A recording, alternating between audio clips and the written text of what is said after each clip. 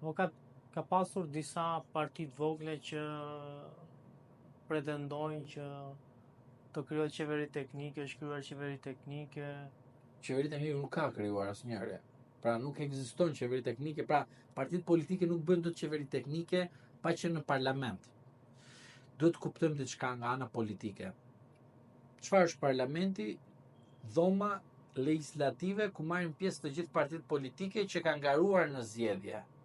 Pra një parti politike që nuk ka garuar në zgjedhje nuk mund të bëhet palë e një trueze e një qeverie teknike. Dhe as mund të një parti politike të bëjë qeveri teknike. Pse? Sepse duhet të ketë mandate. Pra duhet të ketë 1, 2, 3, 4, 5, 20, 30 varg dhe mund të ketë dhe 140 deputet. Po duhet të ketë deputet.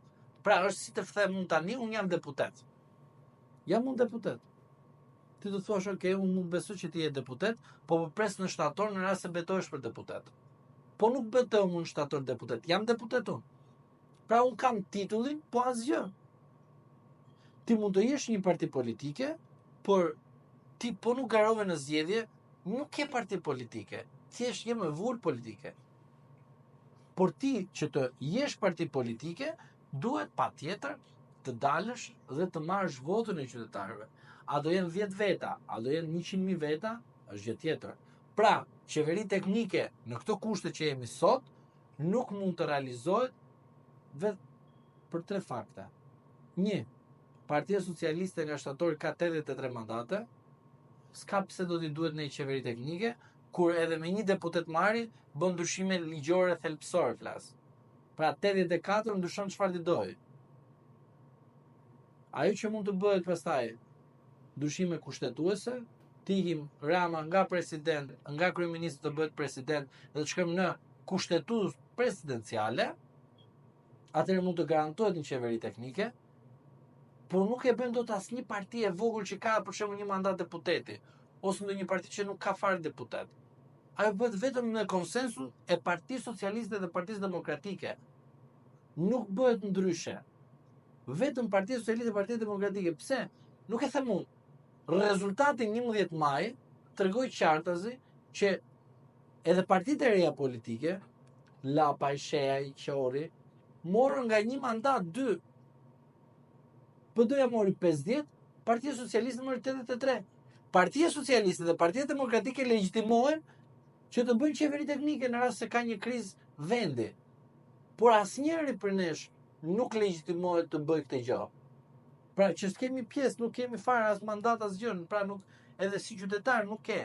Duhet të plasin një krizë kaq shumë e jashtëzakonshme që zoti Rama të drejtohet të gjithëve grupeve parlamentare që do jenë në parlament në shtator, dhe në tërësi grupeve, ose më mirë, grupit të interes që përfshin dhe partitë politike jashtë parlamentare, që të marrin mbështetjen e tyre e frymës flas. Pra, të marrin mbështetje politike, por nuk merr dot qeveri teknike një parti politike që nuk është në parlament. Duhet të jesh në parlament që të kërkosh qeveri teknike. Zoti Berisha, rasti i tij, sa herë ka kërkuar qeveri teknike? Shumë herë. Zoti Basha, sa herë ka kërkuar? Disa herë, 100 herë. A ka ndodhur kjo? Vetëm në 2017 dhe ajo gjysmake. Pra, qeveria teknike duhet të vi me një objektiv të caktuar. Ju marr unë ty nga rruga dhe bëj ministra sepse më intereson mua. Nuk ndodh kështu qeveria teknike. Sepse kushtetuta, ligji parashikon kush janë rrugët, a qeveri në hije që një parti politike brenda parlamentit, jashtë parlamentit e bën brenda strukturave të saj politike, kjo është një çështje e brendshme e partive politike që kanë për interesin e tyre se si do të përfaqësojnë interesin e popullit që ata përfaqësojnë. Po jo se imponimi i qeverisë teknike bëhet nga një parti që ka një mandat ose parti që s'kan mandate. Nuk bëhet dot. Është e pamundur, është e paimagjinueshme. Dhe përfshi dhe faktorin ndërkombëtar, nuk jemi më në kohën kur Amerika ka qenë protagoniste në jetën politike me ambasadorët. Pra, kemi nga ika e Yuri Kim deri më sot një boshllëk shumë të madh në politikën shqiptare nga ana e ambasadorit amerikan. Pra, akoma nuk është sjellur. Si në rastin e Bidenit, ashtu dhe Trumpit. Nuk është sjellur ende. Atë kishim edhe prezencën e tyre, kishim edhe mesazhet e amerikanëve, të kishim edhe një deklaratë të Departamentit Amerikan të Shtetit, pra flas deklaratë politike, që ne nuk njohim qeverinë shqiptare e shtatorit, atëre qeverinë teknike e impononte Shteti Amerikan Ramës, dhe atëre Rama është ai që thot, a do vazhdoj të qeverisë kështu siç jam, apo duhet të bëj një marrëveshje politike me kë? Me Sali Berisha. Me kë? Me Partinë Demokratike. Jo me Lapaj, jo me Shehaj. Pra do të thotë që në rast se vim edhe në këtë, po përsëri, sipas kushtetutës, sipas ligjit, sipas rregullores së parlamentit, atë e caktoi populli jon me 11 maj. Është Partia Socialiste dhe Partia Demokratike. Që është festuar edhe fitoria e Partisë Socialiste në Selinë e PS-s. Ajo çfarë u pan nga mediat në fakt ishte një përplasje që ndodhi mes kryeministrit Rama dhe kryebashkisë Vlorës Ermal Dredha. Unë bidem pse i bën kaq publikisht. E dihet që zoti Rama komandon gjithë bashkitë e vendit. Dje ose më mirë para në datën 4 qershor ka dalë një raport jo Komisionit Evropian, por Komisionit Europarlamentar për politikën e jashtme. Dhe në disa paragrafe, se e përbët nga 236 paragrafe, eurodeputetët në Komision e Politikave të Jashtme kanë thënë që zoti Rama, me rastin e zotit Veliaj, ka cenuar ligjin e pushtetit vendor dhe kartën e autonomisë vendore dhe ke në dokument zyrtar të Parlamentit Evropian.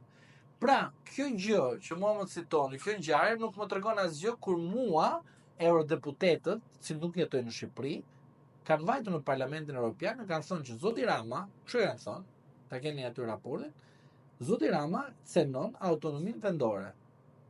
Pra, fakti dje, s'më tregon asgjë më shumë përveç se cenimi i autonomisë vendore.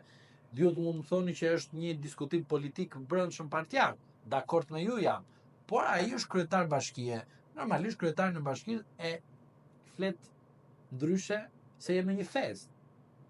Dhe s'ka pse të bëhet kaq shumë për asgjë. Prandaj për mendimin tim, zoti Rama ka treguar edhe për Bashkinë e Tiranës, por edhe për çdo bashki tjetër, përderisa ata janë kryetar bashkie të Partisë Socialiste, normalisht zoti Rama do ketë autoritetin e tij si kryetar partie. Pra, jo si kryeministër, sepse duhet bëjmë atë lojën e fjalëve, e ndryshojmë pozicionin. Si do jetë qeveria Rama 4 në shtator? Si e do me ministra, do të them me ministrash? Mire, emri im nuk ekziston, s'jam unë. E vërteta është që ajo që unë kam dëgjuar është që do të jenë njerëz të cilët nuk kanë qenë më përpara në qeverisin e Rama 1, Rama 2, Rama 3.